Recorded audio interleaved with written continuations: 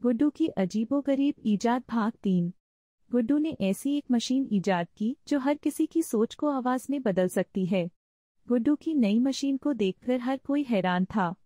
Machine से आते आवाजें कोई साधारण आवाजें नहीं थीं। ये आवाजें तो लोगों के दिमाग में चल रही बातों की थीं।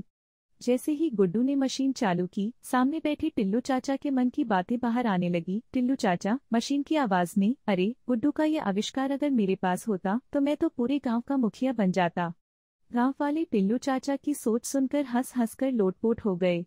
चाचा ने खुद का राज खुलते ही झेंपते हुए कहा, अरे गुड्डू, ये क्या बना दिया तुमने? अब तो मेरी इज्जत गई। इसी बीच गुड्डू की मशीन ने गांव की सबसे चुप रहने वाली बिन्नी बुआ के मन की बातें भी उजागर कर दी। बिन्नी बुआ हमेशा शांत रहती थी, लेकिन उनके दिमाग में जो तूफान चलता था वो सुनने लायक था। बिन्नी बुआ मशीन की आवाज में, अगर मैं प्रधान होती तो इस गांव का रंग ही बदल देती। सबसे पहले वो झगड़ालू टिल्लू चाचा को दूर कहीं भेज देती। गांव वाले बिन्नी बुआ की बातें सुनकर चौंक गए। उन्हें कभी अंदाजा नहीं था कि बुआ के मन में इतनी बड़ी बड़ी बातें चल रही हैं। गुड्डू अब सोच में पड़ गया था कि उसकी मशीन तो कमाल कर रही है, लेकिन कहीं इसने सभी के राज खोल दिए तो गांव में तो हाहाकार मच जाएगा। तभी गांव का एक बच्चा आकर बोला, गुड्डू भैया, क्या इस मशीन से मैं अपने पालतू कुत्ते की सोच भी सुन सकता हूँ? गुड्डू ने हंसते हुए कहा, क्यों नहीं, लाओ अपना कुत्ता, देखते हैं उसके मन में क्या चल रहा है। जैसे ही मशीन चालू की गई, कुत्ते की आवाज आई, ये इंसान मुझे सिर्फ खाना खिलाने के लिए प्यार करते हैं, असल में तो मैं ही इस घर का राजा हूँ। गुड्डू और गांव वाले ये सुनकर हंसते हंसते लोटपोट हो गए।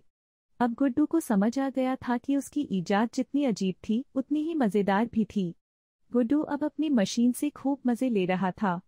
एक दिन उसने सोचा, चलो आज इस मशीन से देखता हूँ कि हमारे पालतू तोते के दिमाग में क्या चल रहा है।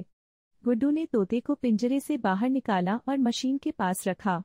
जैसे ही मशीन चालू हुई, तोते की आवाज गूंजने लगी। तोता मशीन की आवाज में, ये गुड्डू मुझे रोज 2-4 दाने डालकर सोचता है कि मैं बहुत खुश हूँ, पर असल में मैं बाहर उड़ना चाहता हूँ। मैं आसमान में जाकर बादलों से बातें करना चाहता हूँ। गुड्डू ने हैरान होते हुए कहा, अरे तोता, तुमने तो कभी बताया ही नहीं कि तुम्हें पिंजरे में रहना पसंद नहीं। तोते ने नाटकीय अंदाज में कहा, बताऊंगा कैसे, तुम मुझसे कभी पूछते ही नहीं। गुड्डू ने तुरंत पिंजरे का दरवाजा खोल दिया और कहा, जा तोता, अब तुझे आसमान की सैर करने से कोई नहीं रोकेगा। तोता खुशी से पंख फड़फड़ाता हुआ आसमान की ओर उड़ गया और बोला, धन्यवाद गुड्डू, अब मैं बादलों से बातें करने जा रहा हूँ। अगले दिन गुड्डू ने मशीन का और भी अजीब इस्तेमाल करने का सोचा। इस बार उसने अपनी पुरानी किताबों को मशीन के पास रख दिया और मशीन चालू की।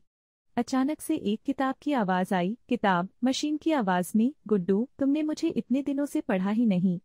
मैं यहाँ बोर हो रही हूँ और मेरे पन्नों पर धूल जम गई है।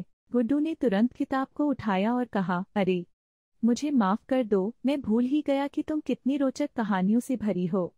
चलो आज से तुम्हें रोज पढ़ूंगा।